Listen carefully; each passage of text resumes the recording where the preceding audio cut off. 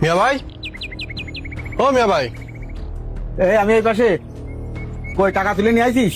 তোর অ্যাকাউন্টে টাকা থাকলে তো টাকা তুলে নিয়ে আসবো। ব্যাংকে যাওয়ার পরে ম্যানেজার করছে অ্যাকাউন্টে কোনো টাকা নেই। আমার অ্যাকাউন্টে টাকা নেই মানে? তুই সব কি কথা করছিস? আর আমি দেশে আসার আগেও তো আমার অ্যাকাউন্টে 5 লাখ টাকা ছিল। তুই ব্যাংকের ম্যানেজারের সাথে ভালো করে কথা কইছিস? ভালো করে কথা বলেছি, চেকও দিছি। চেক দেওয়ার পরে অ্যাকাউন্ট চেক করে বলতেছে অ্যাকাউন্টে নাকি কোনো টাকা নেই। তুমি পারলে ব্যাংকের ম্যানেজারের ফোন দাও, দিয়ে জিজ্ঞেস করো। আচ্ছা। আসসালামু আলাইকুম ম্যানেজার সাহেব। ওয়ালাইকুম আসসালাম। ভালো আছেন জি ভাই? ভালো আছি। বলতেছি আমার ছোট ভাইরে আপনার ব্যাংকে পাঠালাম, আমার অ্যাকাউন্টে নাকি কোনো টাকা নেই, এটা কি সত্য? জি ভাই, আপনার অ্যাকাউন্টে তো বর্তমানে কোনো টাকাই নেই। কি বলতেছেন ভাই? আমি তো দেশে আসার আগেও আমার অ্যাকাউন্টে টাকা ছিল। হ্যাঁ ভাই ছিল, সেই 5 লাখ টাকাও উত্তোলন করা হয়ে গেছে। আচ্ছা ঠিক আছে ভাই, আসসালামু আলাইকুম। ওয়ালাইকুম আসসালাম। কিসির টাকা পয়সার হিসেব আছে এই জায়গায়? আরে কিসের আর টাকা পয়সার হিসাব? মিয়া ভাই আমার এই চেক দিয়ে পাঠাইছে ব্যাংকে। ব্যাংকে যায় দেখি ওর অ্যাকাউন্টে কোনো টাকা পয়সা নেই। হে মিয়া ভাই, তোর ব্যাংকের অ্যাকাউন্টে টাকা নেই, ওর চেক দিয়ে পাঠাইছিস কেন? আরে ভাই আমার অ্যাকাউন্টে টাকা ছিল, আমি দেশে আসার আগেও আমার অ্যাকাউন্ট আমি চেক দিয়ে দেখেছি 5 লাখ টাকা ছিল। আর এখন মারু ভাষে বলতেছে আমার অ্যাকাউন্টে নাকি কোনো টাকা নেই। আমি ম্যানেজারে ফোন দিলাম, ম্যানেজারও বলতেছে নাকি আমার অ্যাকাউন্টে কোনো টাকা নেই। তাহলে আমার টাকাগুলো গেছে কোন জায়গায়? এখন তোরা কি কোনো সময় টাকা তুলিছিস? মারুক তুই কি তুলেছিস? না না, আমি কোনো টাকা পয়সা তুলিনি। এই মামুন, তুই কি কোনো টাকা পয়সা তুলেছিস? আরে আজব তো, তুই কি আমাদের সন্দেহ করতেছিস নাকি? তুই যখন যে টাকা তুলতে বলেছিস তখন সেই টাকা তুলেছি। আরে ভাই আমি তোর কাছে জানতে চাইছি, আমি কি একবারও কইছি তোর আমি সন্দেহ করেছি? যাই হোক ভাই, আমারই মনে হয় ভুল, আমি মনে হয় ভুল দেখেছি। আমার অ্যাকাউন্টে কোনো টাকাই ছিল না। তাই না, তো চেক নিয়ে যা।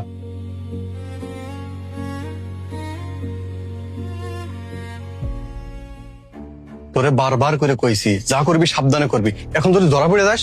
আরে পাগল, ওকে জানতে পারতেছে যা করেছি সাবধানেই করিস। ও বন্ধু লাল গোলাপি কই। এই ফাইসাল। আসসালামু আলাইকুম ভাই। ওয়ালাইকুম আসসালাম। বলছি তোর ভাই কি বাড়ি আছে? না ভাই তো বাড়ি নেই, ভাই তো বাগারপাড়ায় গেছে। বাগারপাড়ায় গেছে? আচ্ছা শোন, তোর ভাই যদি আসে তাহলে আমার কথা কবি, কবি কি যে মইনুল ভাই একটু দেখা করতে গেছে। ঠিক আছে ভাই, ভাই বাড়ি আসলি বলবানে। কি ভাই আপনার কি মন খারাপ? না ভাই, মন খারাপ না, তোর ভাইয়ের কাছে এলাম একটা দরকারে। আচ্ছা তাহলে তুই যা। হ্যাঁ ও ভাই, আপনি না বিদেশে থাকেন, আমার না বিদেশ যাওয়ার অনেক শখ। তোর বিদেশ যাওয়ার অনেক শখ? ভাইরে, জীবনে সব শখ পূরণ করিস, কিন্তু বিদেশ যাওয়ার মতন এই শখটা কখনো পূরণ করার ইচ্ছা করিস না। কেন ওই দেশে মানুষ নিজের শখ পূরণ করতে যায় নিজে জীবিত লাশ হয়ে যায়। তো যাই হোক ভাই, তুই তাহলে যা। হ্যাঁ আমি তোর ভাইয়ের কাছে এলাম। আচ্ছা ঠিক আছে।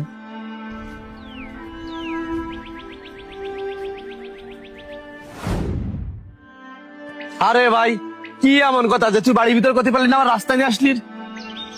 ভাইরে, আমি মেলা বিপদে পড়েছি, আমার এই বিপদের বাঁচা, আমার এই বিপদের তুই ছাড়া কেউ বাঁচাতে পারবে না, তুই আমারে বাঁচা না ভাই। আরে কি এরকম বিপদ যে তুই আমারে এরকম করে বলতেছিস? তুই আমারে 50,000 টাকা ধার দে, তুই এখন 50,000 টাকা কি করবি? আমি বিদেশে চলে যাব। মানে তুই ছুটিতে না বাড়ি আসলি, আবার চলে যাবি? হ্যাঁ বন্ধু, আমি চলে যাব। তুই আমারে যেভাবে হোক 50,000 টাকা দে না, আমি কথা দিচ্ছি তোরে, আমি বিদেশে যাওয়ার পরেই তোর টাকা তোরে দিয়ে দেব। যে আপন জনকের জন্য ওই দূরপ্রবাসে পড়ে রয়েছি, আজকে দেশে আসার পরে ওই আপন জনকের আসল চেহারা দেখতে পাইছি। আমি থাকবো না এই দেশে। আজকে আমি আমার ছোট ভাইয়ের ব্যাংকে পাঠাইছি টাকা তুলতি, আর ব্যাংকের ম্যানেজার করছে আমার ব্যাংক অ্যাকাউন্টে নাকি কোনো টাকাই নেই। আমি এত বছর কি করলাম? তুই বিশ্বাস কর, আমি বিদেশে আসার আগেও দেখিস আমার অ্যাকাউন্টে টাকা ছিল, আর আজকে টাকা নেই। এখন আমি তোর কাছে অনুরোধ করতেছি, তুই যেইভাবে হোক আমার টিকিট কাটার টাকাটা দে বন্ধু। আমি বিদেশে যাওয়ার পরেই প্রথম মাসের বেতন পাই তোর টাকাটা তোরে পরিশোধ করব। আমি আর দেশে থাকবো না রে বন্ধু। বন্ধু, তোর এই টাকা তোর ছোট ভাইরা কি করেছে তুই জানিস? তুই এই যে বিদেশে থেকে এতগুলো টাকা জমাইছিস নে, সব নষ্ট করেছে তোর ওই দুই ভাই। তাহলে কথা কাজ ফাইনাল, জমি তো তোমাকে 3 ভাইয়ের নামে নিচ্ছ নাকি? কি করছেন ভাই? জমি আমাকে 3 ভাইয়ের নামে নেবো কেন?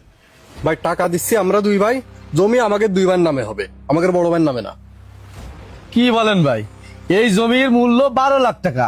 আমার জানা আমাদের তোকে 2 ভাইয়ের এমন কোনো অ্যাবিলিটি নেই যে 12 লাখ টাকা তুই জমি নিবি। আরে ভাই, আপনি তো মেলা পেছলাচ্ছেন। জমি আপনার কেনবো আমরা, বেচলি বেচবেন, না বেচলি করে দেন। হ্যাঁ ভাই, আর শোনেন, আপনারা টাকা দিচ্ছি আমরা 2 ভাই, ওই জমি আমাকে 2 ভাইয়ের নামেই হবে, আমাদের বড় ভাই না। আরে ভাই, ভাইয়া পটিসিকা বিষয়টা জানার জন্য বললাম। তাহলে আমি কাগজপত্র গুছাই, রবিবারের দিন রেজিস্ট্রি করে দিবানে। তাহলে চলে আসিস, আমি গেলাম। এই জন্যই তোরে কলাম এলাকার মানুষের কাছ থেকে জমি কিনতে হবে না, শ্বশুর বাড়ির ওদিক কিনবানে। শুধু এইটা না, তোর এই ভাইরা কি করেছে জানিস? তোর টাকা দিয়ে তাকে শ্বশুরবাড়ি জমি কিনেছে, এমনকি তাকে শ্বাস মন্দিরে ব্যবসা ধরাই দিছে। আর তুই এখন টাকার জন্য আমার কাছে হাত পাততেছিস।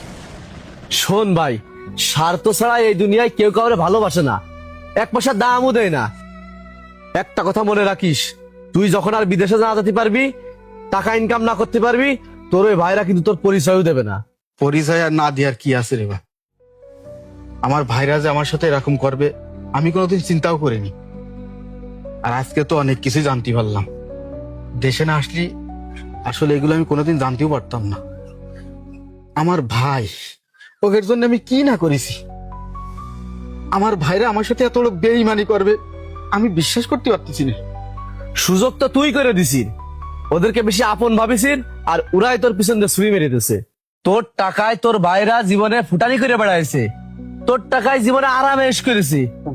আজকে তুই সেই বুলির মাসুল দিচ্ছিস। যাই হোক ভাই, যেভাবে হোক তুই আমার বিমান টিকিটের টাকাটা দে, আমি চলে যাই। আমি ওই দেশে যাওয়ার পরে তোর টাকাটা আমি তোরে দিয়ে দেবো। আচ্ছা আচ্ছা, ঠিক আছে। তাহলে তুই রাত্রে আয়, আসলি টাকাটা নিয়ে দিস নে। আচ্ছা, মন খারাপ করিস না।